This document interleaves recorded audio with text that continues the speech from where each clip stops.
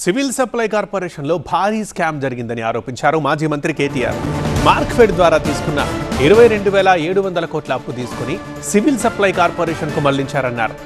తాను చెప్పింది తప్పు అని చెప్పే దమ్ము మంత్రులకు ఉందా అని సవాల్ విసిరారు కేటీఆర్. ఇవాళ ఈ రాష్ట్ర ప్రభుత్వం మార్క్ఫెడ్ ద్వారా 22,700 కోట్ల అప్పు తెచ్చింది. కానీ 22,700 కోట్ల అప్పు వీళ్ళు సివిల్ సప్లైస్ కార్పొరేషన్ లో చేసిన స్కామ్ వల్ల ఈడికెళ్లి పైసలు అటుమలుపుతాను. ఏదైతే వరి కొనుగోళ్లకు సివిల్ సప్లైస్ కార్పొరేషన్ అనే సంస్థ ఉంటుందో, మార్క్ఫెడ్ ఏమో మొక్కజొన్నలు కొంటది, సివిల్ సప్లైస్ కార్పొరేషన్ ఏమో వరి కొనాలి, వడ్లు కొనాలి. కానీ ఇలా పరిస్థితి ఏంది?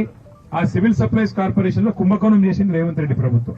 చేసినందుకు మార్కెట్ల ఆ సంస్థ కేవలం అప్పిస్తలేరు.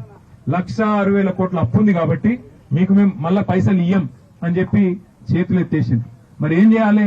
వడ్లు పండించిన వాళ్ళు ఎక్కువ ఉన్నారు కాబట్టి మార్క్ఫెడ్ ద్వారా పైసలు తీసుకొని లోన్ తీసుకొని ఈ పైసలు అటుమలిపి మొత్తానికి ఏదో కొన్ని రోజులు టైం పాస్ చేద్దామనే ఆలోచనలో ప్రభుత్వం ఉన్నది. నేను చెప్పేది తప్పైతే వ్యవసాయ శాఖ మంత్రి గాని రాష్ట్ర ప్రభుత్వంలో ఉన్న బాధ్యత గల మంత్రులు గాని నేను చెప్పింది తప్పని రుజువు చేయాలని చెప్పి నేను సవాల్ చేస్తున్నాను.